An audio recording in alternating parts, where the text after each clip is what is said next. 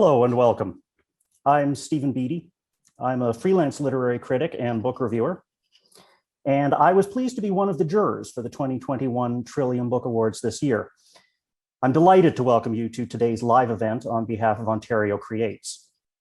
Ontario Creates plays a leading role in supporting Ontario's creative economy by providing innovative programs and services to help creative industries grow and create award-winning and innovative content. Ontario Creates works with many talented creators across Ontario's screen, music, and publishing sectors, and it is the publishing sector that brings us here today with the Trillium Book Awards. This year's winners join the long list of talented Ontario authors whose work has been honored here at home and around the world. Every year, the Trillium Book Awards gives us an opportunity to shine a light on literary excellence. And as we celebrate, we also reflect on the power of storytelling. We acknowledge that this land we are on brings with it a rich history, including myriad stories that have been told over many years, and important and creative literature that is emerging today. From where I speak, I am on the traditional territory of many nations, including the Mississaugas of the Credit, the Anishinaabe, the Chippewa, the Haudenosaunee, and the Wendat peoples, land that is now home to many diverse First Nations, Inuit, and Métis peoples. We are grateful for the opportunity to gather, create, and share on this land. From here in Ontario, I also want to welcome viewers from around the world. In 2021, Canada is the guest of honor country at the Frankfurt Book Fair. I urge you to learn more about the Frankfurt author and illustrator delegation and discover virtual events at canadafbm2021.com. Canada's theme, singular plurality, captures Canada's culture of diversity, where each of us is unique but connected as a whole, both by our differences and by our shared values, a theme reflected by the work of this year's Trillium Award-winning authors. This year's winner for the Trillium Book Award for Poetry is Jody Chan for her collection titled Sick, published by Black Lawrence Press. Please welcome Jody Chan. Hi, thanks so much for having me. Souvankham Thammavongsa is the winner of this year's Trillium Book Award for her collection of short stories, How to Pronounce Knife, published by McClelland and Stewart. Please welcome Souvankham Thammavongsa. Hi, Stephen. Hi, Jody. Hi, everyone. Thank you both for joining us today. We're going to post links to where you can buy both of these books in the chat window. And before we get started, we hope that you will also be part of the conversation. Please submit your questions to us by using the hashtag #ONCreates. Our social media team will forward the questions to me and we'll answer what we can. If you'd like to find out more about these authors, there are short video interviews on Ontario Creates YouTube channel.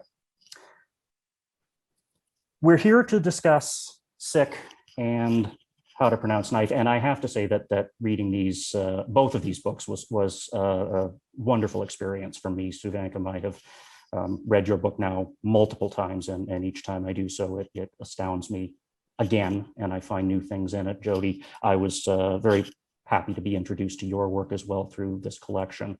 And Jody, I guess I wanted to start with you because my first question to both of you is very broad, given that these are not categories of literature or genres that get a lot of popular press. So Jody, why poetry? What is it about poetry that draws you as a writer? What is it that you feel that poetry can do that, say, prose or nonfiction essays, et cetera, can't? Yeah, I kind of came to poetry sort of by accident when I started writing. And it sort of was the genre that felt closest to how my brain works kind of at the time. Processing through like a lot of traumatic experience and things that had happened to me in my life up until that point. And a lot of those experiences are fragmented, nonlinear. And the thing that I appreciate about poetry is not feeling bound to kind of Eurocentric kind of colonial like notions of like time or linearity or like narrative, and feeling like I could be honest without needing to prove like a kind of like truthfulness or like factuality kind of in my work, and just kind of letting my brain kind of come to these memories and tell them in their own way, which was sort of fragmented and image driven and contained. So it was kind of a way that that form mirrored what was happening or what needed to happen. Do you feel that it's easier to, because there's a lot of very sensitive material in your book, material about mental illness, material about sexual assault, material about the death of your mother, and so on and so forth. Do you feel that it's easier to address that material honestly through verse rather than, say, a personal essay? Yeah, I don't know about easier. I think it feels maybe less vulnerable somehow, and that in poetry, behind like the narrator, that there's still some distance for me, whereas in like personal essay, kind of lyric essay, when I've kind of written in those genres, it really feels like here I am. There's no other way to interpret that you were named for, sorry, I didn't mean to interrupt. Right, no, good. Yeah. So you were named for Jody Foster, is that correct? Yeah, she was my mom's favorite actress. Okay, so you were talking about the I in this book, and I made the critical mistake, one of criticism's cardinal sins at the beginning, in assuming a one-to-one correlation between you and the narrator of these poems. So I should ask right off the bat, how autobiographical is this book? Kind of hard to answer, like, of course, and especially because a lot of these poems are ones that I wrote really early on as a writer, like some of the first poems that I ever wrote. So I don't know that I was thinking about it that critically at that time even, or like trying to hide necessarily. But I think it kind of gives space now, looking back on it, almost like 4 or 5 years probably since the last poem that is in this book was written. Right. To be like that I can still exist, and maybe that is who I was at that time, or that's who I thought I was at that time, and the I that I am now is different, and to still feel like connected to the narrator in these poems without it necessarily needing to be that I haven't changed, or that there isn't kind of growth or separation or distance that's happened. So I think that's something else that like the I of poetry like makes possible for me. Fair enough. Fair enough. Souvankham, I want to bring you into the discussion as well, because you have historically written poetry, and you actually won the Trillium Book Award for Poetry in 2014 for your collection Light. This is a shift for you, but I have always argued that the short fiction genre is more closely associated with poetry than it is with, say, the novel. Do you feel that? And what was it that made you decide that you wanted to shift genres for this book? Really, the answer is simple. I wanted to. When you're a writer, you make deliberate, purposeful choices. I knew that I had before me many forms. In the same way an artist might work only with the color blue, cement, or plastic, I thought of that my material was words and the sentence, and I just shape it into the house that I walk into. And even though, you know, short fiction is different from poetry, I mean, it's close, but I still have to learn how to do everything all over again. And that's difficult. You have to think differently and move differently and shape differently. But to get back to why short fiction, really, because I wanted to. Do you use sort of the same approach to your craft when you're writing short fiction as you do when you're writing poetry? Because I notice that the stories in How to Pronounce Knife, one of the things that jumps out at me is the language is similar to the language you use in your poetry, in the sense that it's very spare. In places, it's elliptical. You leave all ornament off the page. So do you think the same way when you're writing as a short fiction writer that you do when you're writing as a poet? Definitely. I'm observing the same things. I'm trying to get a reader to feel what I'm putting onto the page. There's nothing there, and it's my job to get someone to feel what I've made. When we have feelings, we're alone with them. And what a wonderful way, whether it's poetry or short fiction, to get a reader to feel. Jody, what about you? How do you negotiate the blank page and what to put on it and what to leave out when you're writing? Yeah, I love Souvankham, what you just said about having, when we have feelings, we're alone with them, and like how this can be a tool to just be with those feelings, and kind of maybe for someone else to be with it in a different way with the thing that was made. I think in the process of writing this book, sometimes I made choices that I don't know that I would make again necessarily, in terms of especially around sharing like traumatic experience. I think a lot of this book was like aspirational in a way, but I got a bit ahead of myself in like where I actually was in my healing journey, or in the skills I had to then take care of myself after writing a poem that maybe was hard, or would go places that I was like not ready to kind of bring out into the open. Like I didn't really know how to protect myself, I think fully, with some of the poems that are in there. But I think another question that I have that kind of guides the writing that I do is like, how does this contend with power, and how does this writing kind of fit itself into like a larger kind of projects in my life of first being an organizer and a movement worker, and then seeing myself as an artist kind of after that as like a tool to participate in movements and kind of collective struggle. And so there is always that question of English itself being a tool of power that can be used to like obscure violence, or excuse it, or manipulate. And so how can I use that tool itself and the page to kind of work back against those things?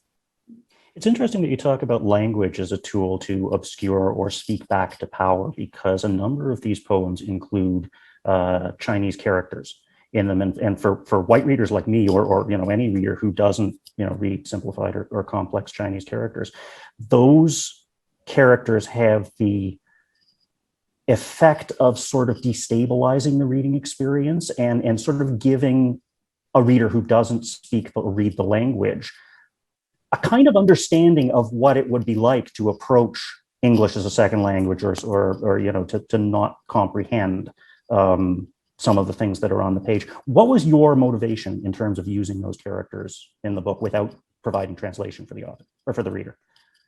Yeah, it's definitely a really conscious choice to not do that, and sort of in even shifting the center to ask like, why is English the default, and why would we even have to understand it as like comparing it to an experience of English being someone's second language or third language or whatever, and sort of a gesture of like defining kind of more clearly like the we of the poem, like who is actually kind of like meant to be in the room of this poem, like with me, and who is kind of like allowed to peek in through the door, or like maybe there's a window, and that's okay. Like, of course, like this is a public art form, and it is kind of inviting people to witness it, but kind of saying not everything is for everyone, and that's okay. And I don't need to explain or define what this word means for that kind of like default reader.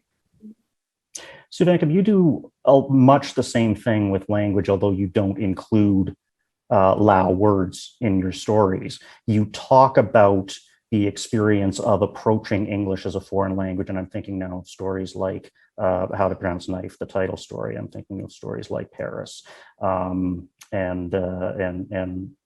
others where you're so embarrassing. For example, the one character, the daughter, changes her Lao name to Celine because she feels that is easy. It's easier for her as a high school student to fit in if she has a westernized name.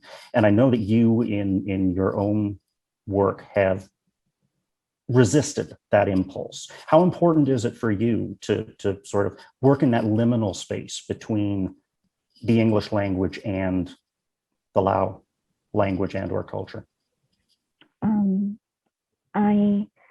I take readers into the work, and I don't explain the language. I'm in some ways, I treat it like a conspiracy, in that, you know, the reader and I are both aware of the fun, the poking and the fun that we're having with the English language. Like with these stories, what I'm doing is pointing out the strangeness, the foreignness of the English language, and I'm doing it in the English language.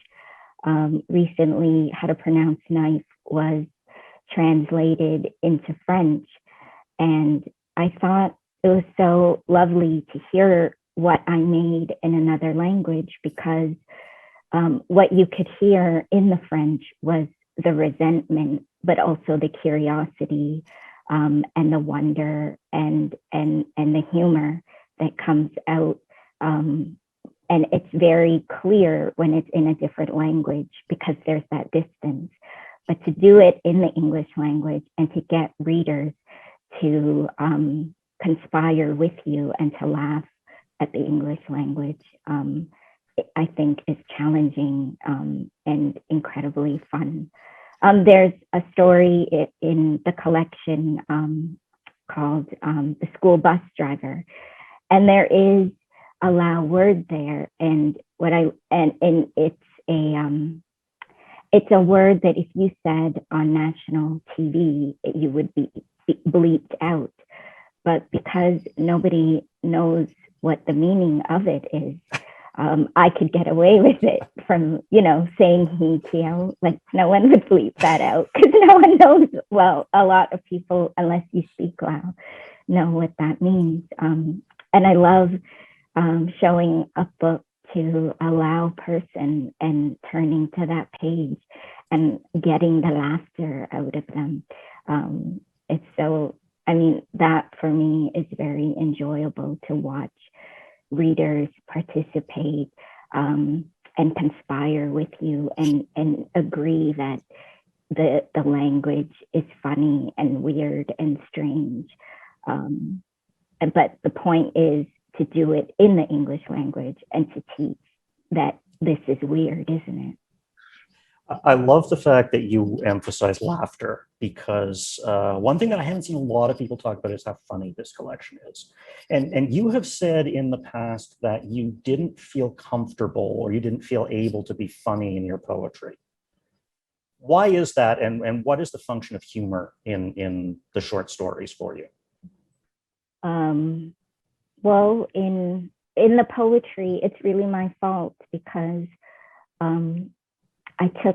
I take myself so seriously when I'm writing poetry that I didn't leave room for myself to be funny. And when I was writing short stories, it just came really naturally. But also, it isn't just, it's an exploration of laughter. Like, why do we laugh? How do we form a joke? Who's in it and who's out of it? What kinds of laughter? What are the variations and the meanings of laughter? It isn't always haha, like funny. It's also the sound you make when things feel unbearable, or when you don't understand and there's nothing that you can say except to laugh in that moment because it's so absurd and you don't understand. Jody, your collection covers, as we've suggested, some very difficult material. There's not a lot of laughter to be found in Sick, but I'm wondering if you feel the same way as Souvankham about the uses of laughter and the power of laughter to speak against trauma, or to sort of speak to trauma in a way that not necessarily undercuts it, but that can make it more bearable. Yeah, very relatable. I feel like took myself really seriously and found, being funny hard. And but again, like I think that is a lot more about my relationship with laughter, kind of in life, and off the page, and like what is my main coping mechanism to deal with trauma or hard things. Like I just make kind of ridiculous jokes about it all the time. But I think when it came to writing these poems, like then that felt wrong, because that was something that was distancing or kind of taking away from the honesty. But that was about like how my relationship with laughter kind of was playing out on the page. Right. And I think there's for me also a difference between laughter and the many ways that it kind of can be formed or used, and joy, which I do think both of them are really important. And more so, I think after this collection, I really turned into joy and like queer joy and like queer disabled like kinship, not as a balm or not as a distraction necessarily, but just as like a necessary and kind of a side of that that like depth, honoring that like depth and wholeness of the experience, which includes all of those things. And yeah, Souvankham, I'm curious about this in your work too, actually, but about the relationship with like play and fun. Like you were talking about like poking fun at English and how that's just like enjoyable. And yeah, I think I've been trying to also kind of lean into like play and experimentation and fun in my work too, although sometimes I can struggle with that and like trusting that even through play that I'm kind of like speaking with integrity or something. There's one poem in this book in which you clap back to incels. And you know, there's some bitter humor in there, but there's also a lot of anger. Were you conscious of putting that anger on the page, particularly given the fact that there is a stereotype in Western culture that sort of resists, especially women being angry on the page, and especially women of color being angry on the page? Mm-hmm. Yeah. And I think, I don't know if I was like conscious of like wanting that poem specifically to be a vessel for anger, but I think in the book overall, wanting to not erase anger or make it small or more palatable, or any part of kind of an experience of madness to make it smaller or more understandable. Yeah, and I think there's kind of a lot of ways that women of color are seen as like not angry, or that our anger is a form of resistance, and that owes a lot also to like a Black feminist lineage and kind of stereotype of angry Black woman, and how that kind of connects with stereotypes of like Asian women as kind of meek and submissive, and the ways that those two kind of play into each other. So I'm like conscious of those kind of lineages in this work too. In terms of resisting stereotypes, Souvankham, there are two stories that I keep coming back to in your collection because they are so delightful. One is Mani Petty, which is about a very macho boxer who takes a job as a manicurist in his sister's nail salon. And the other is Slingshot, which is about a woman in her 70s who starts up a sexual relationship with a much younger man. When you were writing those stories, were you very conscious of resisting stereotypes? Where did those stories come from? I thought it was kind of funny that women of color were often described as submissive and quiet. And I thought to myself, you know, who are you talking to that you see is, so, you know, like I didn't go in, I was just trying to tell the truth about the people I know and the people I'm surrounded by. We are not submissive or quiet. If you're a kid and someone calls you sexy, you're going to say, I'll cut it off. We'll see what's sexy then. Those are my characters. And that is something I said when I was a kid, to somebody in the building. I wasn't submissive or quiet, although people do see that about me and they're kind of surprised when they don't get that, but I'm not, because I know who I am.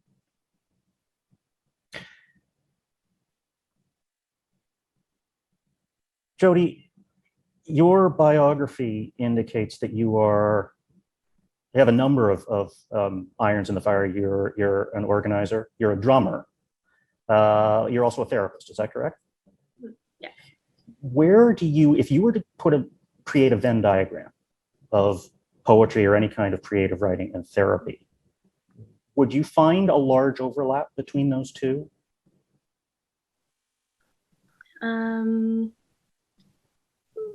Like, yes. I think the core of both of those things for me is that they're both relational, and for me about kind of connecting with someone else, and also about, I like this word honesty is coming up a lot today. I'm not totally sure how I feel about it. That is sort of maybe where those Venn diagrams overlap for me in my own personal experience, at least, and about like also when I've gotten feedback on my writing, it is just sort of feedback about like who I am as a person. We'll say like, oh, it really seems like you're erasing yourself in this poem, or it really seems like you're trying to shy away from this particular form of vulnerability, or you're shying away from being angry and saying it like it is. Or it seems like you're really protecting like this person in your family who harmed you, and kind of those things are all the page and therapy are like different spaces where those things can be kind of worked out. One reference that I did want to ask you about, we're running out of time, we have to get to the audience questions, but one reference I did want to ask you about is there's a sequence of poems in here that reference Theresa Tang, who I didn't realize until I looked her up. She was a Google Doodle on the day that she either was born or died, and I can't remember which it was. Can you talk about Theresa Tang and her importance to you and your work? Yeah, she is like one of the people that I grew up listening to. My family had like 2 cassette tapes that we would just listen to over and over again, and there's like 3 people on them, and she was my dad's like favorite artist, and so we like knew all her songs and would sing along to them, and she kind of became in her life like a symbol for a lot of things, for a lot of like diasporic longing, and for people in a lot of different places, and for me kind of became a symbol in this work of also obsession and desire and longing, both for like a kind of home or connection to Hong Kong and to my family, and also like of queerness. And Souvankham, I don't know whether you have any cultural inspirations that went into how to pronounce knife. I know that the last time we talked about the book, you said that one of the inspirations for the book was your grandmother. Can you talk a little bit about how she? My great-grandmother. Great-grandmother, I apologize. I never come across anyone like her in literature. Anytime we see a woman who's old in literature, she's always a burden, dying, or hates getting old. Whereas my great-grandmother never had that attitude, or never expressed those kinds of ideas about old age. She made it seem so fun, and such a point to move toward. She talked about it with such freedom and joy, and I wanted to put a character like that in a story. Someone like that at that age should be, should carry a love story. And I was so delighted to see readers' responses, it told me a lot about who they were and what their attitudes were about old age, the places where they balk at the idea of, an old woman finding joy and feeling sexy. We would like to turn to an audience question that we have received now, and I can remind the audience that we will be taking questions if you would like to put them into the chat at the bottom of the screen. But we have a question from the audience, and this is for both of you. So maybe Souvankham, we can start with you and then move on to Jody. The question is, are you currently working on a writing project? And if so, what themes do you want to explore next? I am just about finish a novel, and I'm interested in failure. I think you get more when you fail. You get the proximity to what it looks like when you win, but you also get what you have. And you know a thing more deeply when you fail, because when you win something, all you have is the win. Whereas when you fail, you have what you lost and the proximity to that win. And the other thing I'm working on is, I just meet with the producers who are turning How to Pronounce Knife into a television show. I just meet with them to talk about how the stories unfold emotionally and what they mean. And it's a joy to watch someone in another field take what you make and view it through their material and their frames. Jody, same question. Are you working on anything? And if so, what does it constitute? Yeah, I'm always writing something.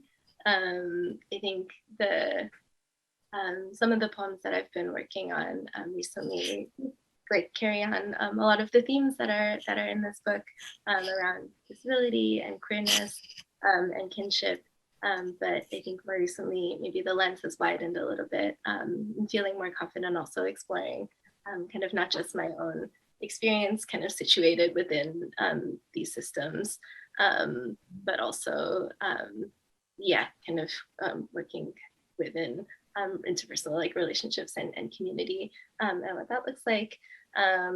And also have been doing just a lot more collaborations with other artists of other mediums, also some performance art, drumming, a little bit of film. And I think kind of, especially in the last year, I think that has been giving me energy in creation is when the process of writing itself is an act of relationship building with someone else. In your writing practice, do you intend to stick with poetry, or do you have plans to branch out? We'll see. I always try to write other things, and then I Fair enough. There are no other questions in the chat, and I've been given the notice that we should start to wrap up. Is there anything else that you wanted to add? And begin just as one quick last question that I could give to you, Jody, because this is Ontario Creates Marquee Award. What does winning the Trillium mean for you?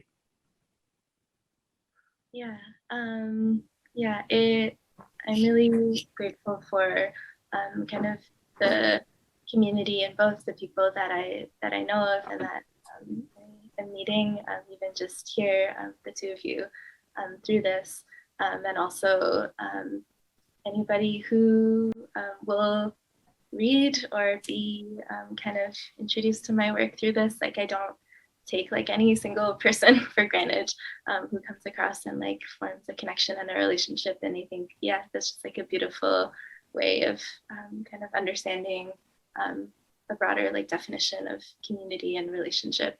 So I'm really grateful for that.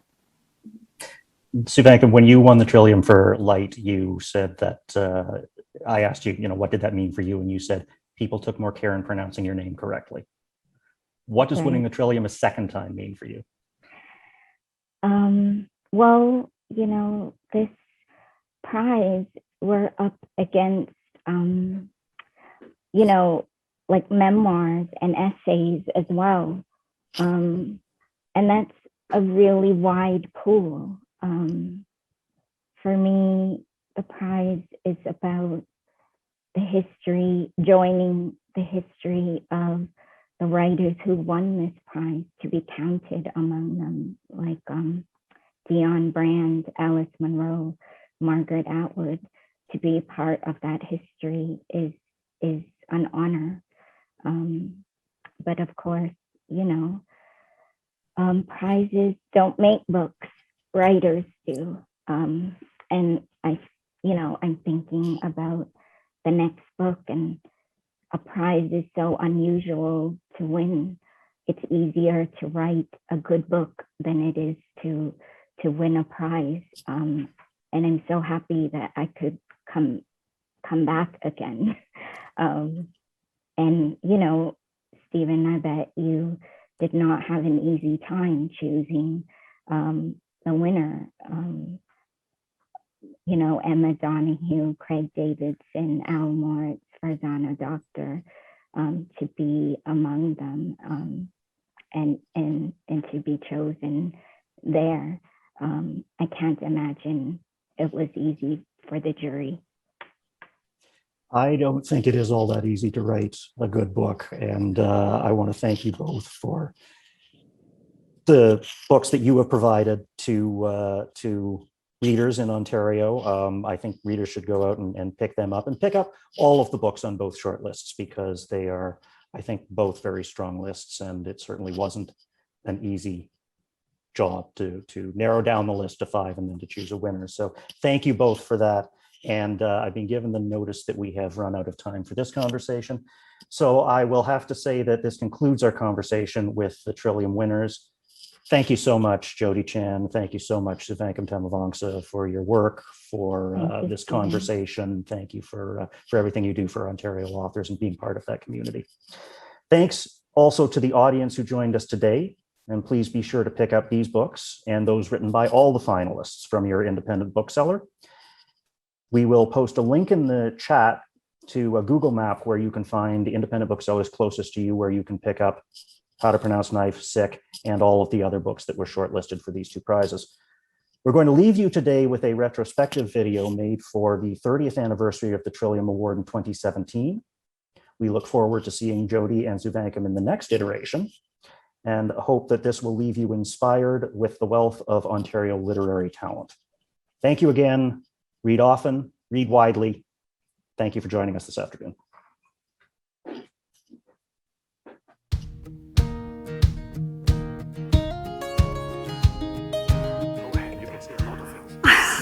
He says I can say a lot of things. Quel immense privilège de faire partie de cette belle brochette d'auteurs ce soir. On célèbre 30 ans du prix Trillium.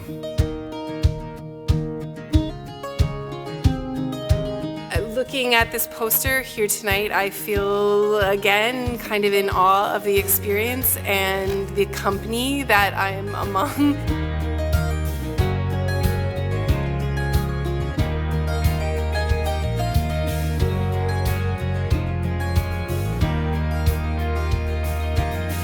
But the special thing about the Trillium, of course, is that it celebrates literature from here, from this place where we live.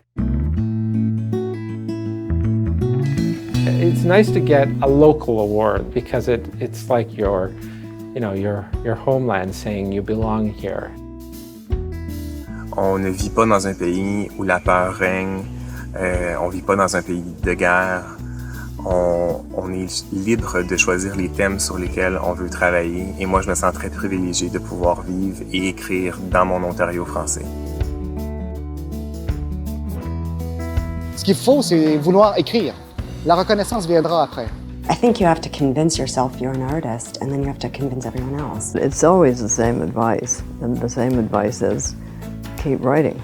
Set yourself a quota, sit down, do it. Work at it the way you work at a job. travaillez, travaillez, travaillez, lisez, lisez, étudiez, étudiez. Or just take a nap. Taking a nap sometimes is the very best thing for a writer.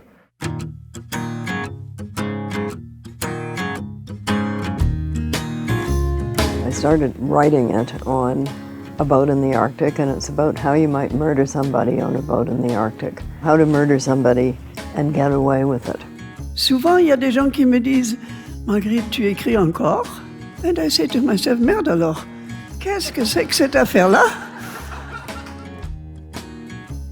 Just rolled over on top of their lovers and fully clothed, humped away. And the CBC radio broadcast this story last year, and it was interesting to see how they edited that passage. Most of the poems I wrote about parenthood are poems about terror. I hear very sophisticated people say, should we have so many awards? Well, let me tell you, if we who write and spend the many hours trying to create something out of nothing, if you take one award away, I will kill.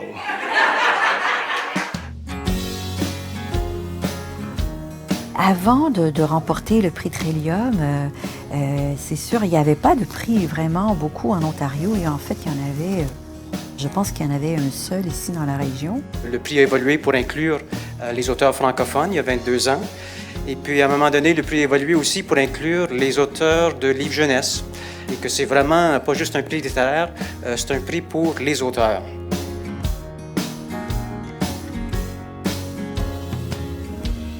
Au MDC, I don't think you have the vaguest idea of what you're still doing for young poets.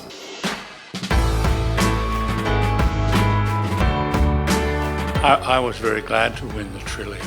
It's a great pleasure to be associated with the Trillium. I always thought it was an absolute full-blown, honest-to-God miracle, pennies from heaven, when in fact it happened to me. That's the way I felt about it. Je voudrais signaler que un des multiples avantages du prix Trillium a été qu'il m'a fait découvrir plein d'amis et qu'il m'amène avec beaucoup de gens que j'admire et qui me stimulent. I never thought in my life that I would be recognized as a writer. And to be given an award for that was very encouraging because it touched my heart. I mean, it touched me in a very profound way because they understood what I was talking about.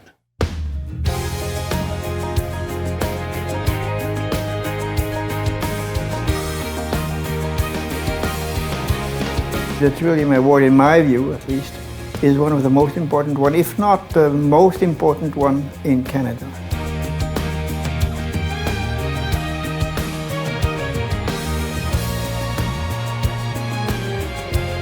Le prix Trillium, c'est un parfum différent dans chaque livre. C'est la vie dans des enfants de papier. There are so many good writers in this country. When I began, there were fewer of us.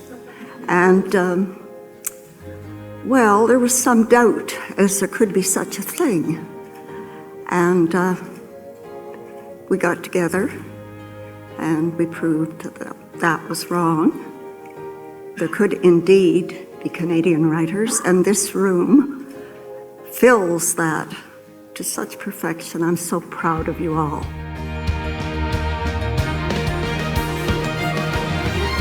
Bon anniversaire, Trillium, 30 ans, c'est quelque chose. And thank you for creating a conversation around literary culture.